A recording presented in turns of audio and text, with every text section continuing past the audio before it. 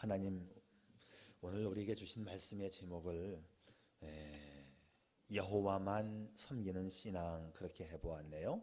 여호와만 섬기는 신앙. 과거에 비해서 시대가 풍요로워지고 좋아진 것은 사실입니다. 시대가 좋아지고 생활이 풍요로워지면 여러분 우리 삶에 어떤 현상이 벌어질까요? 보통 우리가 삶이 풍요로워지면 삶이 안정될 것이다 생각합니다. 물론 그런 측면이 있기는 해요. 그러나 인간은 풍요로워져서 내가 기대하는 바가 어느 정도 채워지면 만족하는 존재가 아닙니다. 이 사람들의 삶의 모습을 관찰해 보면 풍요는 풍요대로 누리면서도 오히려 늘 부족하다고 느낍니다. 이것은 우리 인간이 끝없는 욕망의 노예라는 것을 보여주고 있지요. 그래서 이런 말이 있습니다. 현대는 풍요 속에서 빈곤을 누리는 시대이다. 풍요 속에서 빈곤을 누리는 시대이다. 어쩌면 우리 현대인들이 원시 시대의 그 사람들보다 더 많은 풍요를 누리고 있음에도 불구하고 또 더 많은 풍요를 기대하고 있지는 않을까요? 그래서 현대인들은 풍요 속에서 만족하고 하나님께 감사하기보다는 더 많은 풍요를 누리기 위해서 세상으로 눈길을 돌리고 있습니다. 결국 하나님과 세상 사이에서 갈피를 잡지 못하고 왔다 갔다 하는 현대인의 모습을 보게 돼요. 하나님도 섬겨야 하고 또 세상에서 많은 것도 얻어야 하기 때문에 하나님과 이 세상 사이를 너무나 분주하게 헤매고 있는 우리의 모습은 아닌지요. 토끼 블레어라고 하는 외국 동화가 있는데 어느 날 이 블레어 토끼가 두 집으로부터 똑같은 시간에 만찬 초청을 받습니다. 일찌감치 집을 떠난 이 블레어 토끼는 두 집으로 가는 갈림길에서 고민에 빠집니다. 두 집의 음식 솜씨를 재어보다가 이리저리 방황하던 이 블레어는 결정을 내리지 못한 채 결국 파티가 끝날 때까지 그곳에서 계속 뛰어다니고 있었습니다. 오늘 성경 말씀은 복된 인생을 위해서 양자택일의 결단을 촉구합니다.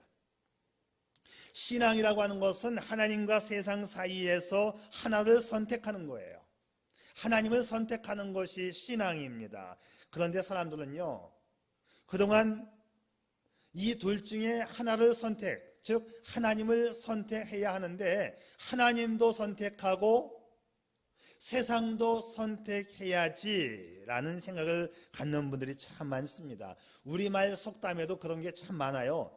일석이조, 꼭 먹고 알 먹고, 도랑치고 가재 잡고, 님도 보고 뽕도 따고, 누이 좋고 매부 좋고, 마당 쓸고 돈 줍고.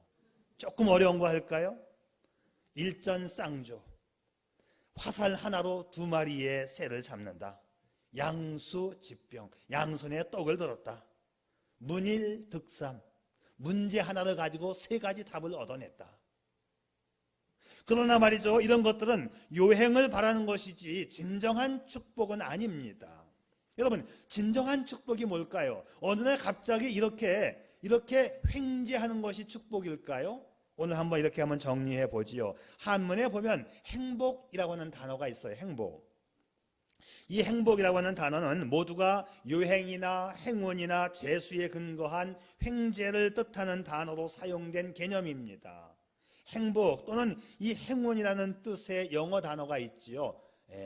해피니스예요. 이 해피니스라고 하는 단어는 우연히 일어났다라고 하는 어떤 해프닝이라고 하는 단어, 해프닝에서 해피니스가 나온 거예요. 그러니까는 세상 사람들이 말하는 해피니스라고 하는 이 행복이라고 하는 것은 그냥 우연히 해프닝에 의해서 빚어진 사건을 말하는 것입니다. 그래서 사람들이 많이 쓰는 단어 가운데 졸지에 부자가 되었다. 졸부라는 말이 요즘에 많이 유행되고 여러분 대박 나세요라는 말을 많이 쓰는데 이 졸부, 대박 모두가 다 요행을 기대하는 말들입니다. 이게 축복이 아니에요. 행복이 아닙니다.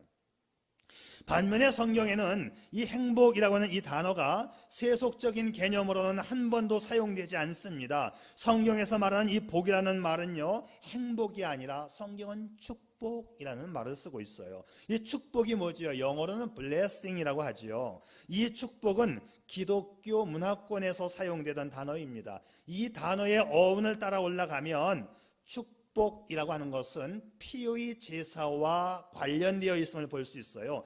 피를 뜻하는 단어에서 축복이라고 하는 단어가 나왔기 때문이에요. 구약 시대에는 하나님 앞에 제사를 드릴 때에 짐승을 잡아서 피의 제사를 드리면 하나님이 그 제사를 받으시고 하나님이 축복해 주시는 걸로 되어 있지요. 그래서 피라고 하는 단어가 영어로 blood예요. 이 blood에서 blessing이 나왔다 이 말이에요. 그러니까 축복이라고 하는 것은 하나님과 나와의 관계 속에서 주어지는 것이 축복입니다. 요행에 근거해서 어느 날 그냥 갑자기 뭔가가 호박이 넝쿨째 굴러오는 것, 그것이 축복이 아니고 내가 하나님과 관계를 바로 맺었더니 하나님이 내게 복을 주셨다. 이것이 축복입니다. 하나님 앞에 나와서 바른 제사를 드리고 내 죄를 용서받고 하나님과 바른 관계가 맺어지면 내 삶은 행복해질 수 있어요.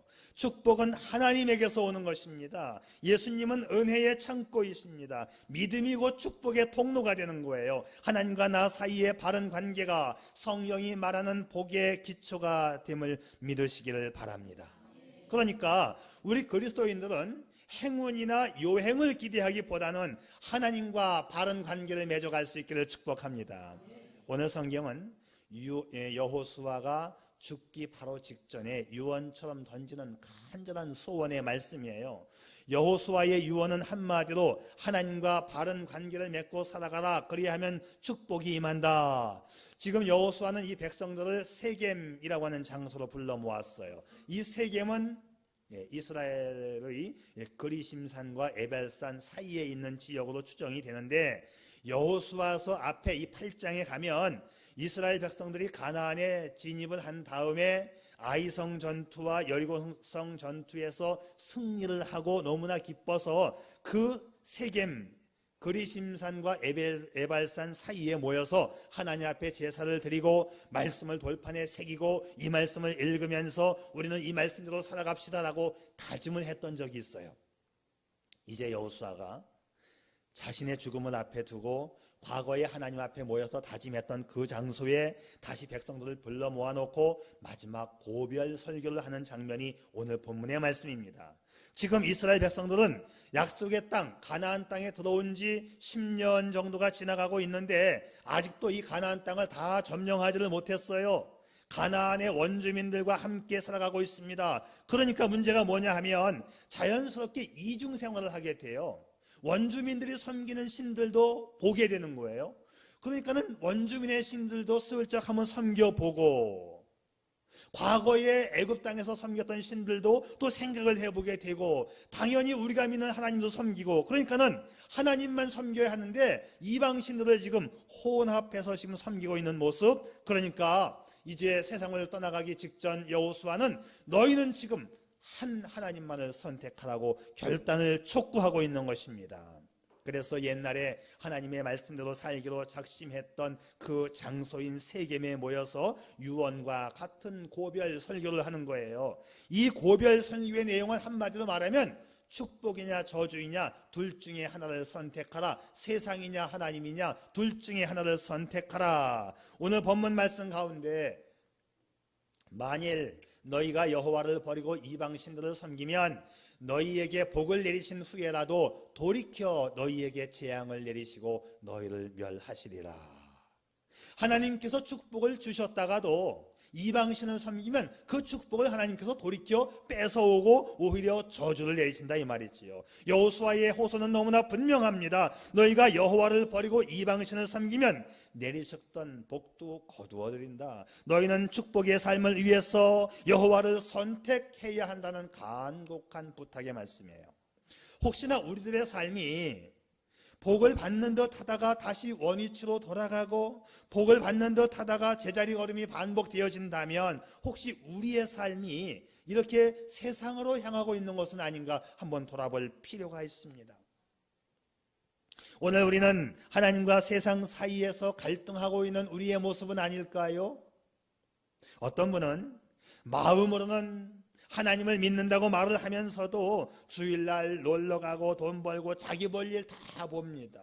그리고 시간 남으면 주님 앞에 나와요. 여러분, 이제 결단 내려야 합니다. 주일날은 무슨 일이 있더라도 교회에 와서 예배하는 것을 원칙으로 삼을 수 있기를 바랍니다. 신앙생활에 양다리가 없습니다. 신앙생활은 오직 한 길이에요. 주님을 바라보는 것이 신앙이에요. 주님을 선택하는 것이 신앙입니다. 주님 말씀하셨지요. 손에 쟁기를 잡고 뒤를 돌아다보는 자는 하나님 나라에 합당치 아니하니라. 신앙은요, 결단과 선택이에요. 여러분, 하나님을, 말씀을 선택할 수 있는 이 결단을 내리셔야 합니다. 그러므로 이제는 여호와를 경외하며 온전함과 진실함으로 그를 섬기라. 너희의 조상들이 강 저쪽과 애굽에서 섬기던 신들을 제하여 버리고 여호와만 섬기라. 근데 사람들이 참 간사해요. 가나안 땅에 들어왔잖아요. 이 가나안 땅이 얼마나 좋은 땅이에요. 과거에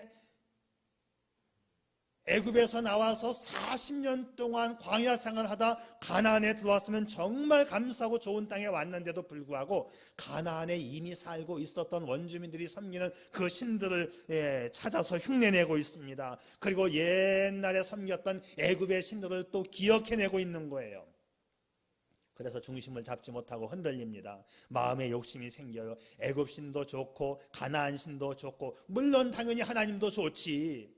좋다. 그러니까 말이지, 하나님은 믿되 이신 저신 저신 뭐 잡신 고무신 다 진짜 다 믿자, 뭐 그런 식이에요 지금. 그래서 오만 신을 섬기고 있는 이 백성들을 향하여 여호수아는 모든 신을 버리고 오직 여호와만 섬기라고 호소합니다. 자, 이때 이제 백성들이 대답을 합니다. 백성들이 결단을 내리는데, 백성이 대답하여 가로되 우리가 결단코 여호와를 버리고 다른 신들을 섬기는 일을 결단코 하지 않겠습니다. 여호수아는 지난날 우리가 어떻게 살아왔으며 하나님께서 우리를 어떻게 인도하시고 어떻게 축복해 주셨는가를 회고하면서 여호와를 경외하며 진정으로 섬기라고 강조합니다. 백성들이 하나님만을 섬기겠다고 3번, 4번에 걸쳐서 계속 결단을 해요. 일사각오의 신앙이 필요하기 때문이에요. 여러분, 흔들리는 신앙 가지고는요 아무것도 못합니다. 아무것도 안 돼요. 신앙은 하나님만 섬기기로 결단하는 거예요. 우리의 신앙이 깊어진다는 것은 내 마음에서부터 삶의 중심이 바뀌는 것을 말합니다. 지금까지는 내가 살았지만, 내가 중심이었지만 이제부터는 주님께서 라는 말로 바뀌는 것이 신앙이에요. 주님이 주셨습니다. 주님께서 하셨습니다. 아, 주님의 은혜지요. 네, 주님께 감사해야 되겠습니다. 그래요, 우리가 신앙을 좀 단순화하고 신앙을 좀 분명히 했으면 좋겠습니다. 하나님만 섬기는 거예요. 믿는 척하고 흉내만 내는 것이 아닙니다. 그거 가지고 안 돼요. 우리 삶에 축복이 없다면 둘 중에 하나일 겁니다. 우리가 하나님만 섬기지 않거나 아니면 하나님이 안 계시거나, 둘 중에 하나일 거예요.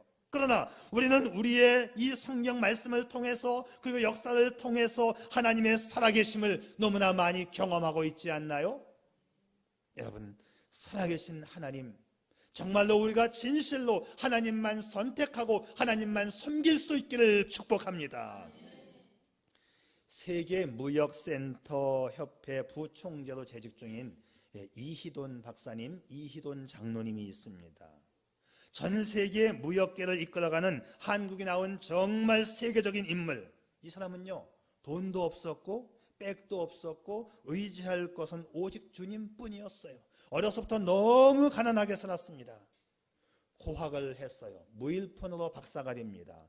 스페인으로 유학을 떠나는데 어머니께서 봉투를 주시면서 이것 가지고 가라 그러더래요. 그래서 참 돈이 필요하긴 하지만 우리 어머니가 얼마를 주셨는가, 비행기를 타고 비행기 안에서 봉투를 열어보니까 돈은 하나도 없고 웬 편지 하나가 쓰여져 있는데 아주 간단하게 너의 하나님이 너를 도우시리라, 이것만 써있더래요. 이희돈 장로님은 정말 기도하면서 오지에 가서 믿음으로 살았습니다. 돈 하나 들이지 않고 스페인의 그 마드리드 대학에서 박사학위를 받게 됩니다. 그리고는 이것 가지고 안 되겠다 싶어서 다시 영국으로 건너갑니다. 그리고 영국의 옥스퍼드 그리고 캠브리지 대학에 가서 나를 박사 과정으로 받아주시오. 밑도 끝도 없이 입학을 시켜달라고 하니까 당신이 누구냐고, 나 굉장히 유명한 사람인데 나 안 받아주면 이 학교 손해봅니다. 나 일하면 크게 될 사람이니까 나를 받으시오. 너무나 웃긴 거지요. 그러니까 이분이 이야기하다가 이희돈 씨가 나 말이요 위대한 사람이 보냈습니다. 높은 사람이 보냈습니다. 받아주시오. 높은 사람이 보냈다고 하니까 그러면 우리가 좀 회의 좀 해보고 내일 알려주겠다고, 갈 데가 없으니까는 학교 복도에서 잠을 자고 다시 교무실을 찾아갔습니다. 높은 분이 보냈다고 했는데 대통령이 보내셨냐고. 아닙니다. 하나님이 보냈습니다.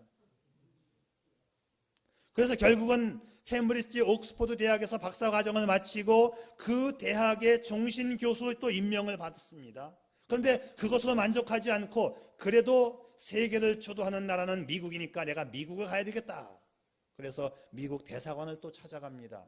나 미국 비자를 주시고 이제 미국에서 공부할 수 있는 길을 열어주십시오. 당신이 누구냐고.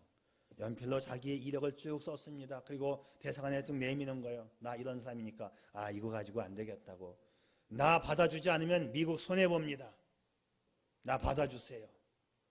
강력하게 부탁을 하니까 또 미국 비자를 단번에 받아내고 미국으로 건너왔어요. 그래서 또 캘리포니아 대학에서 공부를 하고 28살 때 캘리포니아 대학의 종신교수가 또 됩니다. 이제 교수직을 하다가 또 하나님 앞에 약속한 바도 있고 하나님을 위해서 살아왔던 자신의 삶, 그래서 남미로 이 사람이 선교사로 떠나게 되지요. 선교사의 일을 하다가 더 큰 하나님의 일을 하기 위해서 다시 미국으로 입국을 하게 됩니다. 그리고 이제 세계무역센터 협회에 이력서를 내고 거기에서 근무를 하게 되는데, 무역센터 협회가 어느 정도의 어마어마한 단체냐. 세계의 무역 대표들이 거기에 와서 세계의 무역을 주도하는, 지난번 9.11 테러 때 그 무역센터 건물이 무너졌잖아요. 테러에 의해서. 바로 거기가 이제 이 사람이 근무하는 근무처가 됩니다. 보통 거기에서 이사가 되려면 나이가 60세가 넘어야 경력이 좀 쌓여야 되는데, 이제까지 최연소 아시아인 최초로 38세에 이사가 되고 지금은 수석 부총재가 되었습니다. 무일푼으로 박사학위를 여러 개를 가지고 있고 여러 대학의 종신교수가 되었고 돈을 가장 많이 번다고 하는 무역센터 협회의 수석 부총재가 되었어요. 자, 그 정도면 과연 돈을 얼마나 버는 걸까? 실감이 나지 않죠. 여러분, 연봉이 한 얼마 정도면 출세한 거고 많이 버는 걸까요? 이 금융권 회사들이 돈을 많이 주는데 이 무역센터 부총재가 되었으니까 얼마의 돈을 줄 것 같아요, 이분에게? 한 500억? 굉장히 많이 받는 거죠. 500억이면, 연봉이 500억이면 이분의 연봉이 1000억이에요. 이분의 연봉이 1000억입니다.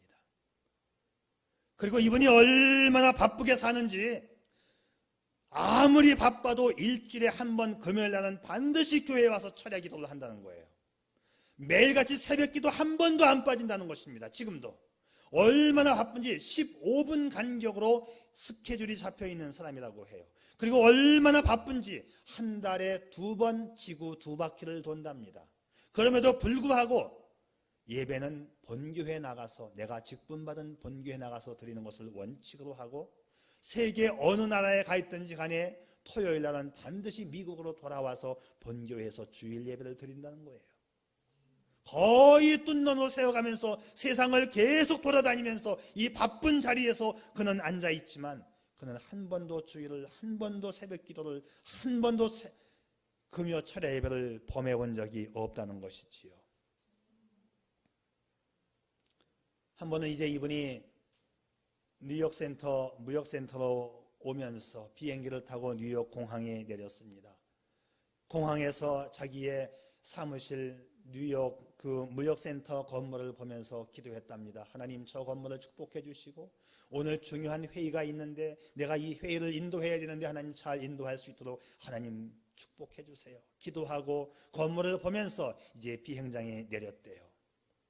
그리고 이제 택시를 타고 자기 사무실로 회의 장소로 가야 하는데 갑자기 커피가 먹고 싶더랍니다. 커피를 너무 좋아하는 분인데 아내하고 약속을 했대요.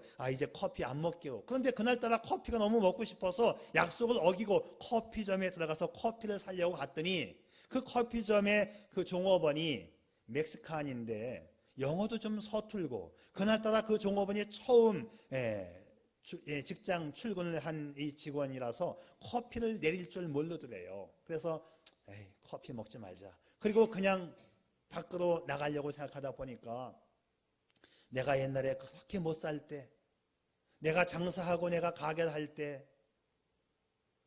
첫 손님이 와서 물건 팔지 않고 그냥 나가면 참 기분이 나빴는데 저 종업원이 얼마나 기분이 나쁠까 싶어서 다시 들어가서 커피가 아니면 그냥 아무거나도 사 먹어야지 하고 그러면 주스 하나 달라고. 그래서 주스를 사 먹었는데 주스를 먹자마자 배에 복통이 일어나가지고 도저히 걸을 수가 없대요. 얼마나 배가 끊어지듯이 아픈지. 그래서 공항에서 곧바로 다시 화장실에 들어가서 배를 움켜잡고 하나님 앞에 기도를 하는데 진땀이 나오고 막 시간이 가도 배가 낫지를 않더래요. 하나님 정말 이 긴박한 시간인데 배는 아프고 이거 어떻게 합니까 하나님. 한참을 기도했는데 아마도 한 20분 정도가 지나간 것 같더래요. 화장실을 나와서 택시를 타고 가면서 아무래도 오늘 이 회의가 좀 무산되어야 할 것 같아서 세계 무역협회 대표들이 다 와 있는 중요한 회의인데 이 회의를 취소할 수밖에 없었답니다. 그래서 자기의 측근들에게 자기 부하들에게 전화를 하면서 오늘 회의가 무산되겠으니 정말 죄송한데 다 사람들을 해산시켜 달라고, 오늘 회의는 못한다고 한 사람 한 사람에게 전화를 겁니다. 오늘 회의 못 가요. 내가 못 갑니다. 내가 못 갑니다. 그렇게 해서 몇 사람에게 전화를 하고 그때 당시만 해도 또 자기보다 한 칸 더 높은 사람이 있었는데 그분에게 마지막으로 전화를 거는데 그분이 아주 다급한 목소리로 Fire, I gotta go. 불이 났습니다. 나는 도망가야 합니다. 그러더래요. Fire, I gotta go. 나는 도망가야 합니다. 그리고 펑 하는 소리와 함께 그 건물이 무너졌다는 거예요. 정확한 그 시간에 자기가 그 자리에 있어야 하는 것인데 만약에 하나님께서 자기를 인도하지 않았다면 바로 자기는 죽었다는 것이지요. 이희돈 장로님은 고백합니다. 내가 이 높은 자리에 오르게 된 것도, 내가 부자가 된 것도, 내 이름이 유명해진 것도, 내가 지금 살아있는 것도 하나님의 은혜라는 것을 그는 고백합니다. 그에게는 언제가 은혜가 있고 항상 감사가 있습니다. 하나님은 그를 더욱더 축복해 주셨습니다. 우리도 믿음으로 살기 위해서 하나님을 향한 이 믿음을 결단할 수 있기를 바랍니다. 여러분 한번 양심적으로 생각해 보세요. 인생이 내가 살고 싶은 대로 되어지던가요? 내가 내 인생의 운전대를 잡고 내가 마음대로 운전해서 내가 가고 싶은 대로 가지든가요? 천만의 말씀 안 됩니다. 기독교는 변화의 종교입니다. 기독교는 이 변화와 축복을 기대하고 결단하는 거예요. 세상을 버리고 하나님을 선택하는 것입니다. 이 선택과 변화에 반드시 하나님이 함께 하시는 것입니다. 여러분 이 변화된 삶, 복된 삶을 원하신다면 먼저 하나님을 선택하기로 결단하십시오. 나 중심의 삶에서 주님과 함께 사는 삶으로 바뀌어갈 수 있기를 바랍니다. 그러나 이 결단만 가지고는 안 되겠습니다. 이 내가 결단한 것은 이제 곧 행동으로 이어져야 합니다. 아무리 많은 결단을 해도 작심삼일이면 소용이 없어요. 지금 여호수아가 4번씩이나 이들의 결단을 유도해내는 것은 뭘까요? 이 결단이 실천되어져야 하기 때문입니다. 여러분 왜 우리가 결단한 것을 행동으로 옮기지 못하지요? 내가 힘들까 봐, 내가 혹시나 손해보지는 않을까.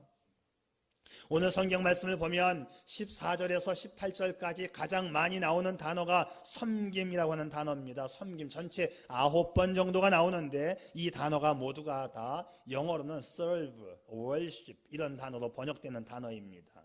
serve가 뭐예요? 서비스, 섬긴다, 봉사한다는 거예요. worship, 예배한다는 거예요. 어떤 일이 있어도 하나님을 찬양합시다. 하나님을 예배합시다. 교회를 섬깁시다. 이웃을 섬깁시다. 그런 단어예요. 우리가 섬기는 이 하나님이 나약한 하나님이 아닙니다. 하나님은 내가 섬기는 만큼 축복해 주시는 하나님이십니다. 화란의 유명한 크리스천 할머니 가운데 코리텐붐이라고 하는 분이 있었어요. 이분이 나치 수용소에 수감되어 감옥살이를 하면서 기도를 드립니다. 하나님, 내가 감옥에 들어와 있지만 이 감옥에서도 하나님을 예배할 수만 있다면 나 불평하지 않겠어요. 하나님, 내게 예배할 수 있도록 인도해 주세요. 그 감방 안에서 코리 할머니가 기도합니다. 그런데 이 감방 안에 이가 많다는 소문이 간수들에게 전해지면서 간수들이 아예 접근을 하지 않는 겁니다. 그래서 그곳은 간수들의 눈초리에서 자유로울 수 있었고 아주 안전한 공간이 됩니다. 마음대로 찬송하고 기도하고 제재받지 않는 자유 공간이 되면서 감방 안에서 코리 할머니는 전도를 해요. 많은 사람들이 전도를 받고 주님 앞으로 돌아와서 또 감방 안에서 함께 말씀을 나누고 기도하며 찬송을 부르게 되었습니다. 이 사실로 인해서 이 감방 안이 작은 천국이 되었어요. 여러분, 하나님을 예배하는 곳에 하나님의 임재가 있습니다. 하나님을 찬양하고 기도하는 곳에 하나님이 함께 하십니다. 여러분의 삶 가운데 하나님의 임재가 있고 여러분의 발걸음이 미치는 곳마다 하나님의 도우심과 인도하심이 있기를 축복합니다. 여러분의 삶이 복된 삶이 되기 위하여 구체적인 섬김이 나타나야 합니다. 먼저 하나님을 예배하는 삶으로 내가 시간을 내어야 합니다. 가정에서도 시간을 내어 가족들과 함께 찬양을 드리고 말씀을 나누고 구체적으로 섬김을 표현해야 합니다. 내가 하나님의 자비하심으로 너희를 권하노니 너희 몸을 하나님이 기뻐하시는 거룩한 산 제물로 드리라. 여기 보면 마음을 드리라고 되어 있지 않고 내 몸을 드리라고 되어 있습니다. 이 몸을 드리는 것의 구체적인 상징이 뭐냐? 내 시간 드리고 내 물질을 드리는 거예요. 이 시간과 물질을 드리지 않는 그 사람의 헌신과 섬김은 가짜입니다. 별 의미가 없어요. 우리가 인생을 다 살고 난 다음에 내가 얼마를 벌었느냐 하나도 중요하지 않습니다. 어떻게 무엇을 위해서 썼느냐가 더 중요합니다. 여러분, 헬렌 켈러 아시죠? 그의 전기를 읽어보면 이런 고백이 있습니다. 장애인이었던 헬렌 켈러, 장애인에게 가장 큰 고통은 무엇인가? 그것은 아무것도 할 수 없다는 것이다. 그래서 나는 기도밖에 할 수가 없다. 나 같은 장애인도 해야 할 일이 많다는 것을 내가 알고 이것을 증명하기 위해서 나는 기도한다. 하나님 날 써주세요. 하나님 나를 써주세요. 하나님은 그런 그녀를 써주셨습니다. 88세를 살았던 헬렌 켈러, 볼 수 없었고 들을 수 없었고 말할 수 없었음에도 불구하고 그녀는 하나님께 쓰임받습니다. 사랑하는 여러분, 이런 사람도 하나님 앞에 쓰임받았다면 저와 여러분이 왜 쓰임받지 못합니까? 만약 여러분이 거룩하신 주의 제단 앞에 자신의 전 존재를 들여서 올려놓고 내 시간과 내 정성과 내 달란트를 바쳐 전능하신 하나님을 섬기기로 결단한다면 헬렌 켈러를 쓰신 하나님이 오늘 저와 여러분을 쓰실 줄 믿습니다. 그래서 하나님이 쓰시고 하나님이 축복하신 사람들의 삶을 살펴보면 그들은 시종일관 말씀에 근거한 믿음의 삶을 철저하게 살았다는 것이지요. 죽음 직전까지도 유언하는 이 사람들의 모습, 모세가 그랬어요. 모세도 자기의 죽음을 눈앞에 두고 이 백성들을 향하여 당신네들 구원받은 당신네들 행복자 아닙니까? 하나님의 구원을 이루어 가십시오. 믿음으로 사십시오. 유언을 남겼습니다. 모세의 후계자인 여호수아도 오늘 이제 말씀합니다. 하나님을 선택하기로 여러분 결단하십시오. 결단하십시오. 결단하십시오 라고 오늘 여호수아는 이 결단의 메시지를 우리에게 주고 있습니다. 말씀으로 살고 말씀으로 죽었던 이들의 삶은 진정 복된 삶이었어요. 여러분, 만일 우리의 죽음이 임박해 왔다고 한다면 여러분은 후손들에게 어떤 유언을 남기겠습니까? 이제 내 생이 끝나가고 있다고 했을 때에 여러분은 여러분의 후손들에게 어떤 유언을 남기겠습니까? 오래전에 미국의 한 그리스도인의 유언 이야기가 우리에게 잔잔한 감동을 주고 있습니다. 도널드 그레이 반 하우스라고 하는 유명한 목사님이 계셨어요. 하루는 이 목사님이 자기 교인의 장례식을 집례하게 되었는데, 장례식 집례 바로 직전에 그 유족 중에 한 사람이 막 달려오더니 이렇게 말을 하더랍니다. 목사님, 고인이 자기 장례식장에서 이것을 꼭 읽어줄 것을 생전에 부탁했습니다. 고인의 유서가 담긴 편지 한 통을 가지고 온 겁니다. 이것은 고인이 1년 전에 자기 몸이 아픈 것을 보면서 세상 떠날 것을 알고 최후의 간증을 기록한 것이지요. 그래서 도널드 목사님은 장례식장에서 그분의 마지막 간증문을 읽습니다. 제목, 무덤으로 가기 전 나의 간증. 오늘은 나의 장례일입니다. 나는 이 마지막 시간에 내 사랑하는 친구들에게 나의 주님을 증거할 수 있는 기회로 삼기를 원합니다. 나의 친구 맥이여, 그대는 지금 나의 시신을 대하고 있을 것입니다. 나는 그대와 많은 시간 골프를 쳤는데, 내가 당신과 골프를 쳤던 유일한 이유는 내 사랑하는 주님을 당신에게 증거할 수 있는 기회를 얻기 위함이었어. 그러나 번번이 그대는 그대의 쾌락과 그대의 자존심 때문에 복음을 거절해 왔었어. 맥이, 이제 당신이 주님 앞에 돌아오기를 마지막으로 호소하오. 졸지, 내가 그대와 나누었던 많은 식탁의 교제는 그대의 영혼을 사랑하고 그대를 주님 앞으로 인도하기 원하는 나의 간절한 기도 때문이었어. 이제 마지막 시간을 빌어 당신을 내 주님의 만찬에 초대하고 싶어요. 지금이라도 늦지 않았으니 회개하고 돌아오시오. 자기의 마지막 순간까지 복음을 전하고 사랑하는 영혼들을 구원하기 위해서 자신의 전생애를 드렸던 우리 신앙의 선배들이 보여주었던 이 열정 때문에 복음은 지금도 전해지고 있습니다. 흙으로 돌아갈 수밖에 없는 나 자신의 이 자존심에 매달리지 맙시다. 헛되고 헛된 명예나 권력 앞에 우리의 생각을 굴복시키지 맙시다. 이런 것들은 모두 지나갈 것이며 무너지고 썩어질 것입니다. 그러나 지극히 높으신 하나님을 섬기고 하나님을 경외한 내 삶의 발자취만이 영원히 기억될 거예요.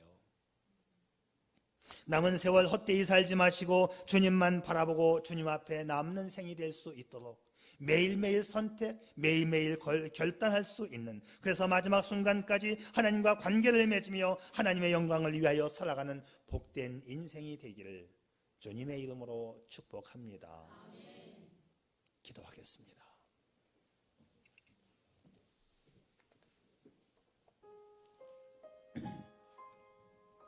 사랑하는 여러분, 우리가 하나님의 축복을 믿는 것이 사실인가요?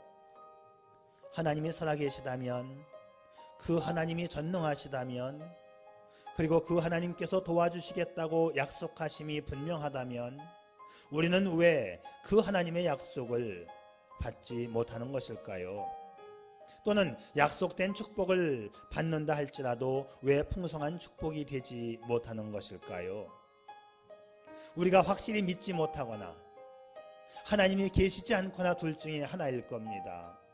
그러나 지나간 역사를 돌이켜보면 하나님의 섭리는 분명했습니다. 하나님의 말씀대로 이루어졌고 역사는 그대로 진행되고 있기 때문입니다. 문제는 우리의 믿음입니다. 지금 우리의 믿음이 하나님과 세상 사이에서 갈팡질팡하는 그런 믿음은 아닌가요? 세상과 이방신들을 버리고 하나님만 섬기는 분명한 신앙이 저와 여러분을 복된 삶으로 인도하실 것입니다. 좀 더 순결하고 분명한 신앙으로 복된 삶을 살아가는 저와 여러분이기를 축복합니다. 하나님, 우리를 믿음으로 살게 하시고 우리의 삶 속에서 하나님의 살아계심을 날마다 경험하는 복된 성도가 되게 해 주옵소서. 예수님의 이름으로 기도 올리옵나이다. 아멘.